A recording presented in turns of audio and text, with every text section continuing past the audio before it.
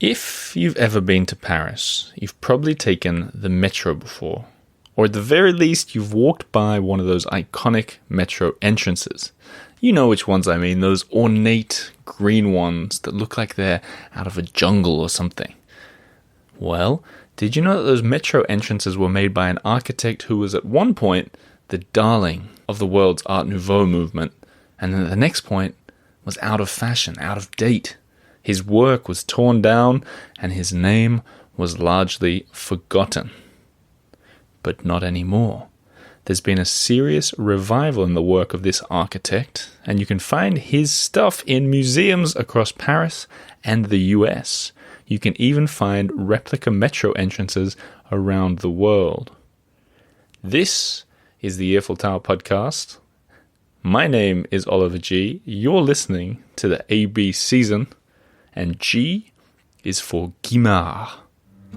Hector Guimard.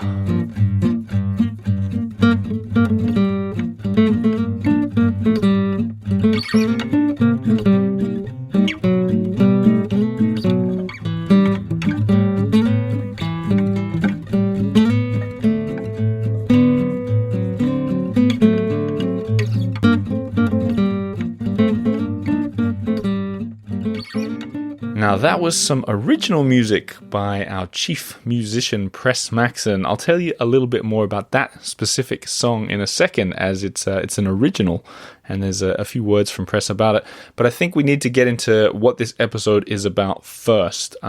It's always hard to do an episode about someone who's died, because who do you interview? In the end, I went for several guests for this show, and I've split it up into 4 sections. So what we're going to do, first section, what is Art Nouveau? I remember when I was first getting into this kind of world, I had no idea, and I found it really difficult to grasp, so I'm going to spell it out for you.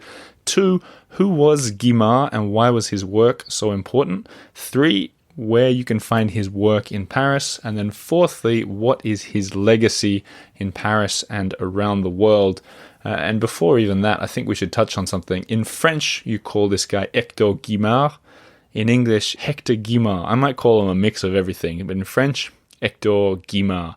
So, back to the music that we heard. Let's start with that. This may come as a shock, says Pres Maxson, our matryoshka of music, but Hector Guimard isn't often mentioned in song. I know, I was surprised as you. So I decided it was time to write one in his honor. So today, G is for Guimard, as well as gypsy jazz, a genre of music usually recorded by a gaggle of guitars. And this particular song, written in G minor, is titled Guimard's Abbesse, which is a nod to his famous metro entrance, which I was excited to learn is painted vert allemand, or French for German green. That's a double G. Ngoy. Pres, you have done it again. I love the Ngoy from a man whose name is literally G. I appreciate it. Let's hear a little bit more of that music before we get into part 1.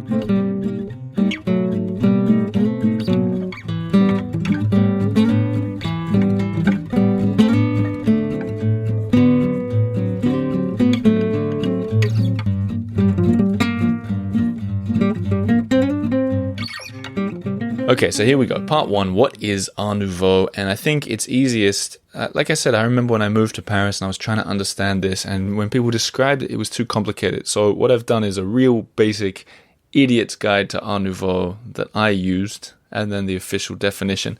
The easy way to remember it, Art Nouveau is squiggly, curvy, organic. I think squiggly was the word that I used to use. If it looks like it's, not straight lines and symmetrical, if there are squiggles or organic, then you know you're onto something. Art Nouveau. The official definition might be more up your street. Art Nouveau, in brackets here, new art in English, is a style of art and architecture often inspired by natural forms such as the sinuous curves of plants and flowers, full of movement, asymmetry, whiplash lines, and the use of modern materials, particularly iron, glass, ceramics, and concrete, to create unusual forms. It was popular between 1890 and 1910 during the Belle Epoque period.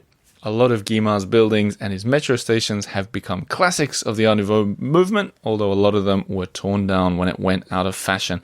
I think we can really leave it at that for all of part one. You know what Art Nouveau is, you know when it was. When you're looking for buildings in Paris and you think you found one and you're not sure, they often have the date of the building on the facade written. So if it's between that 1890 and 1910, or around that, there are some that are a little bit later, you know you're onto the right thing. I should add, I don't think I've said it at all, I'm a big fan of Guimard. I've mentioned him on the show a couple of times. I love some of the buildings that he's got, which we'll talk about in a second. And it was a big reason why I wanted to do G is for Guimard, because there were an awful lot of possibilities for the letter G. A lot of the members were discussing what it could be. And I was reading them. I was like, wow, there's some good ideas in there. But no, today is Guimard, and let's talk about who he was.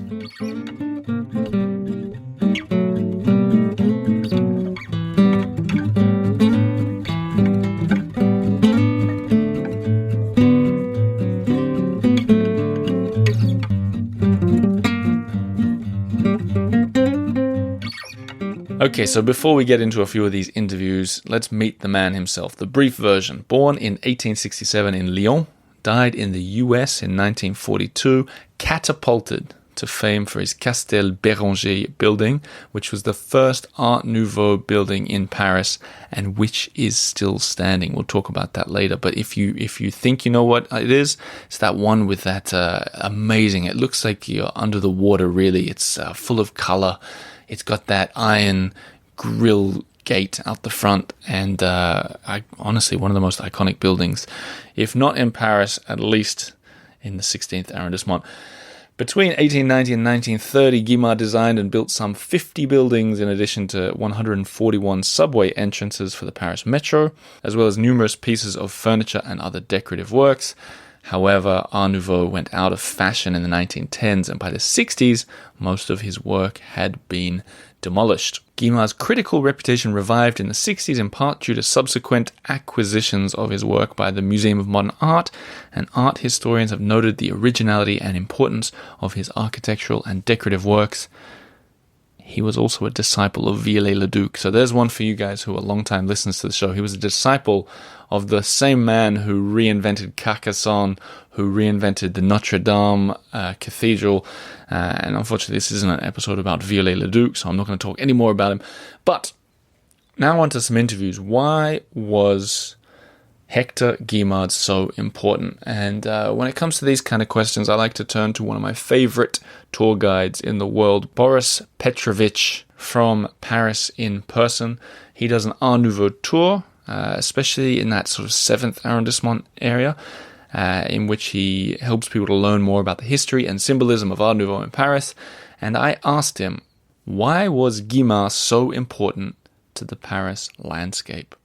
Hi, Oliver. So there are really two different answers to this, and one concerns his most famous project, the Metropolitan entrance to the subway, and the other concerns the 16th arrondissement, right? The 16th district that is very chic, that is made for wealthy people, and that is very, very expensive. So if you think about the first part of the response, it really was a way of introducing a bit of, Art Nouveau to the Parisian landscape, changing the subway, changing the appearance of the subway, making it in this very innovative, erotic, provocative, sensual style, and basically responding to the challenges of the industrial society, of the industrial revolution and mechanization of the city. So this is one part of the answer. The second is that 16th district is very bourgeois, very chic, right? So things that are connected to the bourgeois culture are, order, strictness, repetition, rhythm.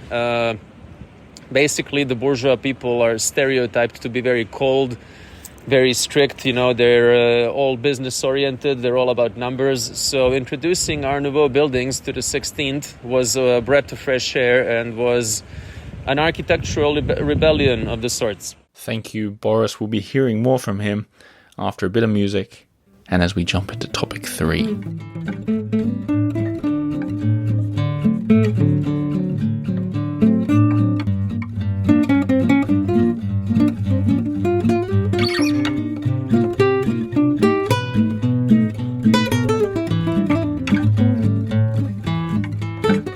part 3, where can you find Guimard's work in Paris? This is kind of the most relevant if you're looking for a bit of a treasure hunt in the city. There are a handful of his buildings. Almost all of them are in the 16th arrondissement. When I did the episode where I was going around Paris, one in each arrondissement, I focused a little bit on some of his buildings in the 16th. But this time we can get a little bit deeper. I think if you're interested in architecture and you're interested in this, I mean, you're listening to the episode, so I hope you are. I think you can at least make half a day of your next trip to Paris to go and explore all of his buildings that are left. There are maybe 5 to 10 of them out there of varying degrees of excellence. And with that in mind, if you only have a really short time, go straight to the Castel Béranger. Because on that same street, there are 3 or 4 that are really worth seeing. But you want to start at the Castel Béranger. A word about this place. It's kind of like what Boris said. What's so special about it is it just looks so different to anything that you've seen in Paris before. The colors of it, sort of turquoisey blues. There's this real, I think when he built it, it was based a lot on what he'd seen in small seaside villas. So there are animal shapes. It's quite hard to describe. They're very tastefully done, but like the shapes of, for example, seahorses on the decorative ornaments on the wall, or the balcony details are, like I said at the start, curvy or squiggly. There's shapes that look like seaweed or vines. There's this real alive feeling. And you can imagine, at the time, it would have been unlike anything that anyone had ever seen. In fact, a shout out, he was inspired by someone else's work in Belgium. This isn't the place to really get into it, but that's one place that's really on my list. I want to go and check that next time I find myself in Belgium. But for Paris, it was extremely unique. And if you are ever there and you have a little bit of luck and a little bit of, if you dare to be a bit cheeky, see if you can get into that foyer, the lobby, because it's one of the most, it's one of the most mind-blowing lobbies that you'll ever see in, maybe the universe. When I went there filming with Delphine for an episode for the Patreon members, we once snuck in, we asked a security guard, a delivery man perhaps, if we could follow in after it. And he's like, okay, but I'm going to hold the door and you got to leave within a few seconds. And then eventually he said, actually, do whatever you want in there. Have a look. So we stayed in and I took film. I'll share that with Patreon members this week. And then another time I went back with a long-time listener, Kim Loftus, fairly recently. And we got through to the next room. And I took a bunch of pictures. Look, I know this is a private property, but also I think it was built to be seen. So I'll share these pictures with everyone. And if you ever do go in, be extremely respectful and, don't have a party in there, for example. Don't film people. Go for the architecture, of course. But that inside lobby, it's like an underwater grotto. It's all these colors and shapes, far from a typical Parisian straight line, flat tiled interior or mosaics on the ground. There's a lot going on. And it's easy to feel like when you watch the video, I rewatched the video of me in there. I was just speechless. It's just me going, wow, like Owen Wilson or something. But you got to see it to believe it. I'll be sharing pictures with everybody. Now, once you've passed that, I recommend you go and take a look at the Hotel Mezzara that's just up the road, because it's up for sale. They're trying to sell this place. It used to be, I don't know what it was used for recently, but I'll share a link to this too. You can do a walkthrough, like on this real estate listing. They don't even say how much it's on the market for, because this is enormous, like 3 or 4 stories high. It probably used to be a school or I don't know, maybe there were nuns there or something, because there are a lot of beds, there are a lot of sinks. It feels like maybe it was caring for sick people, but there's such possibility there. And I tried to, it's August in Paris, so I was doomed from the beginning, but I tried to get in there to take everyone around on a video, and look, no chance. They just said call back after August is finished. But it's something worth seeing for everybody, even if you just click through these big, curvy, ornate, organic windows that look out onto the back garden. All the little details that Guimard was so famous for, it's all there. People love this stuff so much that there's even this society that I think, it seems to me is semi-secret. It's called the Cercle Guimard. And they have events, they go around, they share maps, they collect pictures of everything. I tried to contact them too, couldn't get in contact with them. They didn't respond to me, which makes me feel like they are really a secret society. But I think every now and again they have events in that Hotel Mezara, so keep an eye on them as well. Now, back to you guys. If you refuse to head out to the 16th arrondissement, that's fair enough because it is on the other side of town from where a lot of the action is, but you still have places to fall back on if you want to find Guimard himself, or at least the work of him. You can find a lot of his furniture and decorative arts at the Petit Palais, beautiful free museum, the Musée d'Orsay, famous Musée d'Orsay, and also the Museum of Decorative Arts. A big shout out to these guys. I called ahead, and very rarely for a Parisian or French museum, they were extremely open, extremely helpful, and gave me information and got me to the right place.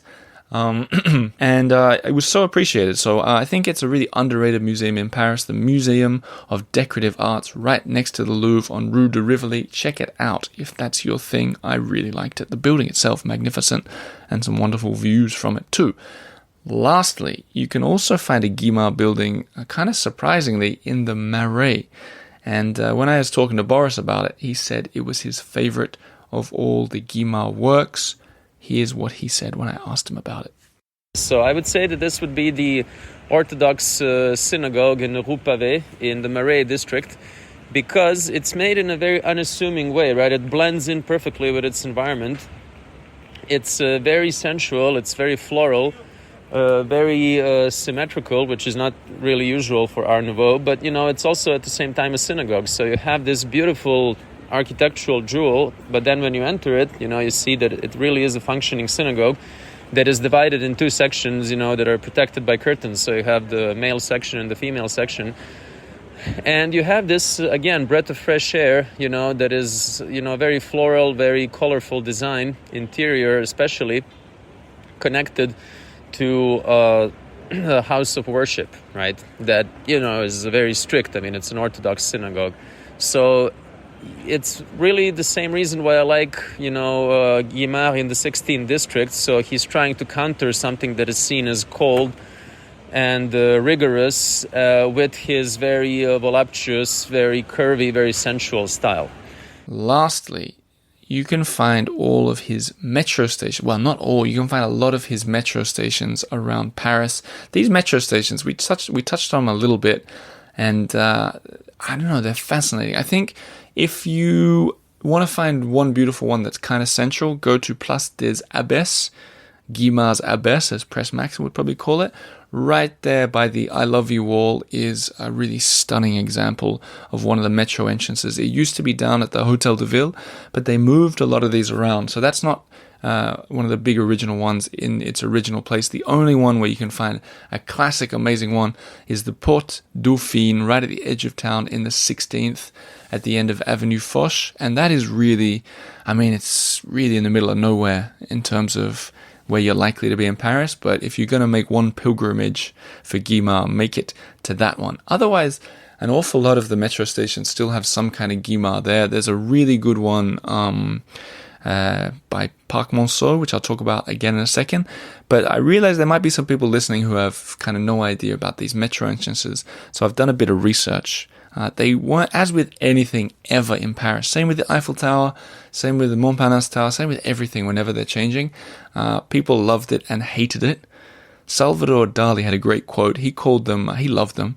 He said the metro entrances, he called them those divine entrances to the metro, by grace of which one can descend into the region of the subconscious of the living and monarchical aesthetic of tomorrow. How about that for a quote? Other people were much more hostile towards it, especially the big ones that kind of look like animals, like dragonflies with the big red eyes hanging over the top. People criticize them. There's one article in a French newspaper called Le Temps. The journalist there criticized. He said that green is too German. The lettering is un-French, and he said the lettering would be confusing to little children who are trying to learn their letters and stupefying to foreigners. Incidentally, the same lettering that became iconic and has been a typeface that Guimard invented and has been reused all over the world for lots of different things. Le Figaro, the newspaper, they didn't like the frog eye lamps at the Opera. They said it didn't harmonize with the Palais Garnier, the famous opera house, and they were removed. So I kind of thought that was interesting, and I like the quote from Guimard himself. He seems like he was a kind of fun guy at the end. He said, what? He said, should we harmonize the station at Père Lachaise with the cemetery by constructing an entrance in the form of a tomb? Should we have a dancer with her leg raised in front of the station at Blanche to harmonize with the Moulin Rouge?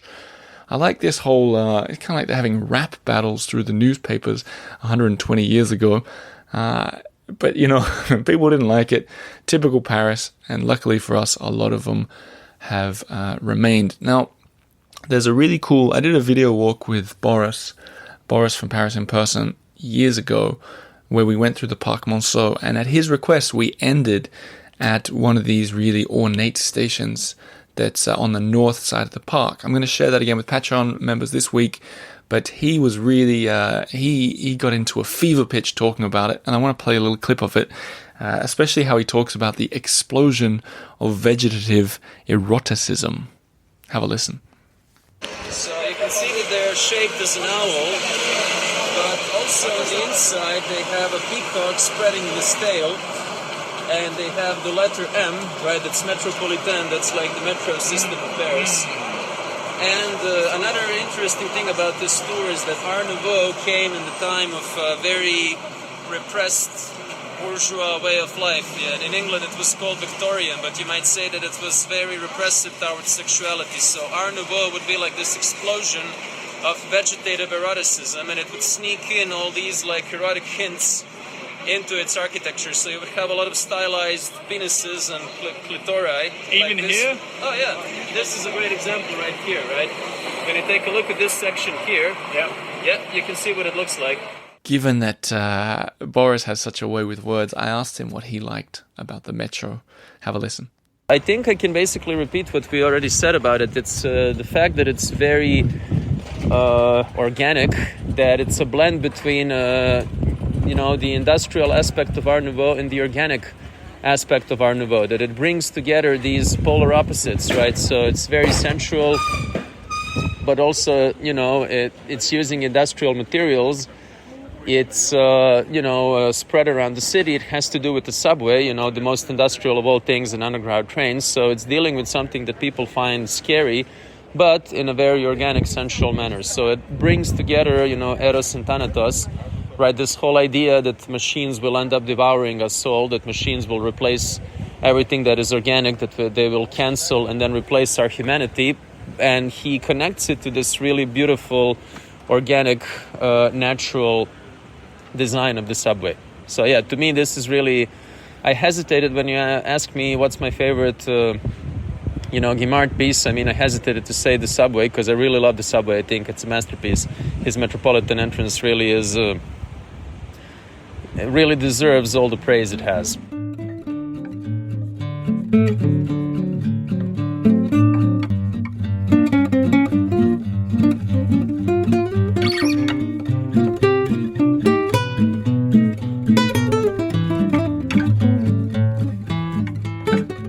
That brings us to the fourth and final point of this episode on Hector Guimard, where I asked a couple of people about his legacy. Now, we've already touched on the idea that his stuff was really popular in the 1910s.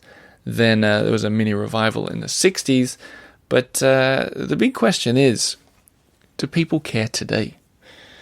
I mean, the fact that you're listening to this whole episode, the fact that I made the episode, the fact that there are walking tours going past these places is one answer.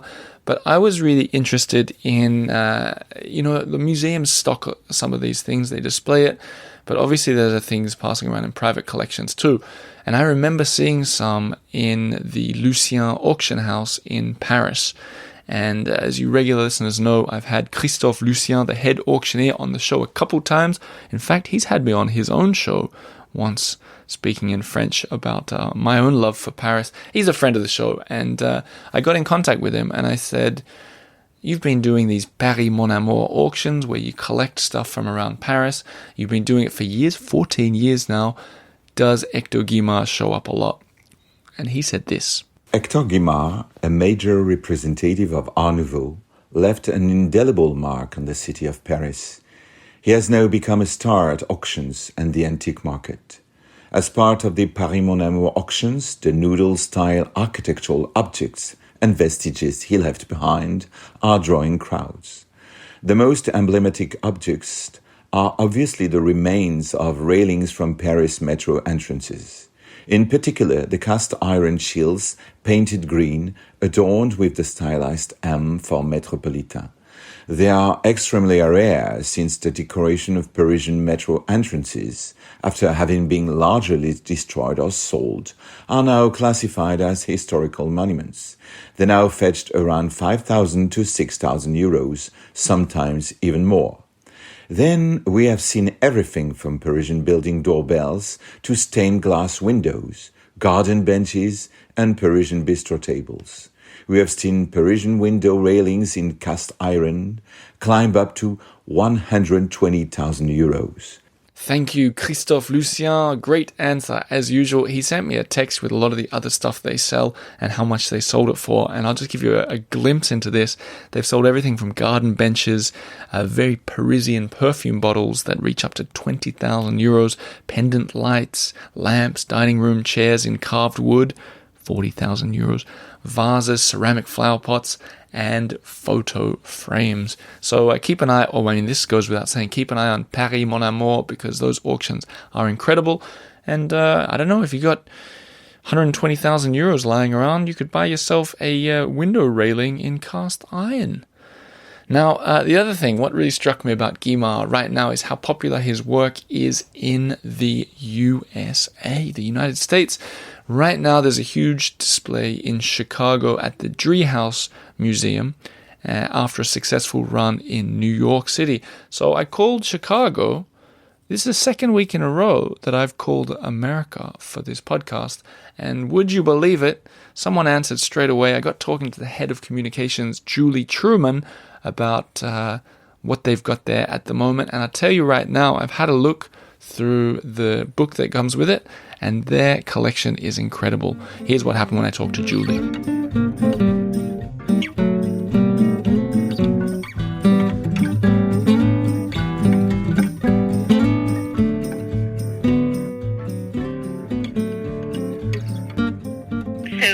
The Driehaus Museum is a museum of art, architecture, and design housed in an 1883 Gilded Age mansion. We were founded by a gentleman named Richard H. Driehaus, who bought the building in the early 2000s, had it restored and back to its Gilded Age perfection. And he also had an incredible collection of late 19th and early 20th century art, some of which is on view in this museum. Richard Driehaus was, he died a few years ago, a primary collector of Guimard in the United States. So the idea for the exhibition really began with his private collection. And then basically, like, for this exhibition, have you been loaned a bunch of stuff from elsewhere in the world? Correct. So in addition to the Driehaus collection, we have pieces from MoMA, from the Museum of Modern Art in New York, from the Met, and we co-produced this exhibition with the Cooper Hewitt Design Museum that's part of the Smithsonian Museum. Is it true that one of Hector Guimard's metro stations is in Chicago? And if so, is it like out there as a huge subway entrance, or is that in a museum? It is true. So it is they used the original molds to create the metro station that is here.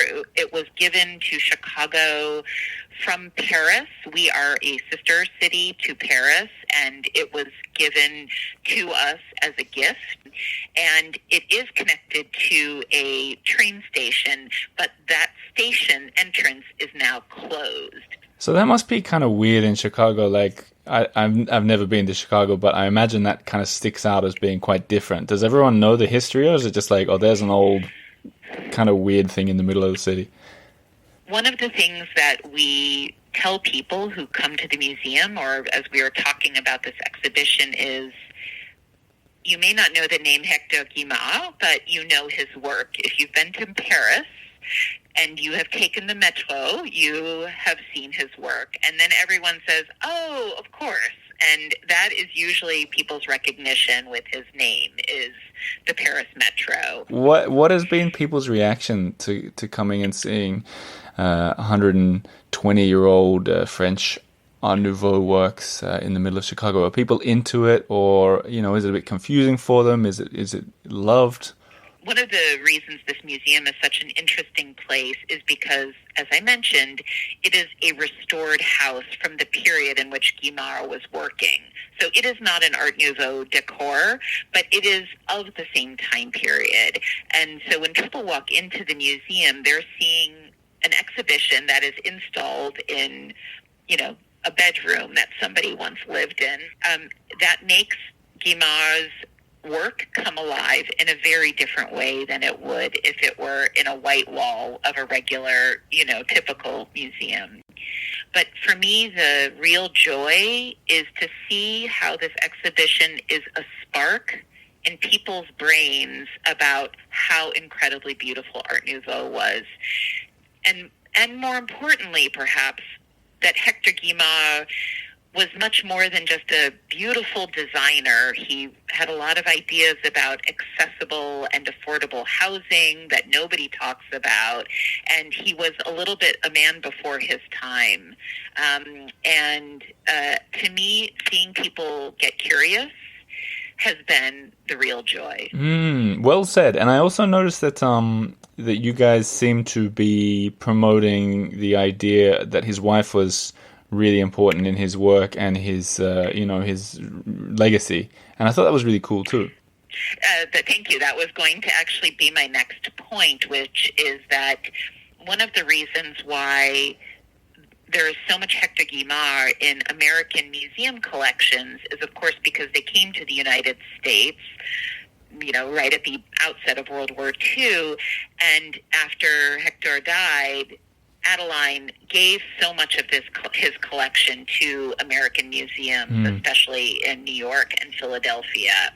So obviously there's a lot of Guimard in Paris, but many of these objects live in American collections. And by donating so much of his work, she ensured that his legacy would live on. The same exhibition that you guys are doing now, they had it in New York. And I think, if I understand correctly, there they called it How Paris Got Its Curves. And you didn't call it the same thing. Why didn't you go with that headline? So I can only tell you that one of the interesting parts of this exhibition is that it was supposed to open in the spring of 2020 when something else really big happened in the world at that time. And I was not working at the museum during that time. So I was not part of the discussions about how what the title was, what title we were going to give the exhibition. So I cannot say exactly. I think it just was perhaps a creative or curatorial difference in how to think about the work. I wonder if that says something about the difference between New York and Chicago. I have no idea, although I thought it was quite interesting to see from abroad. Remind me the title and tell me when it closes in Chicago. The title of the exhibition is Hector Guimard, Art Nouveau to Modernism, which is also the title of the catalog, and it closes here on November 5th.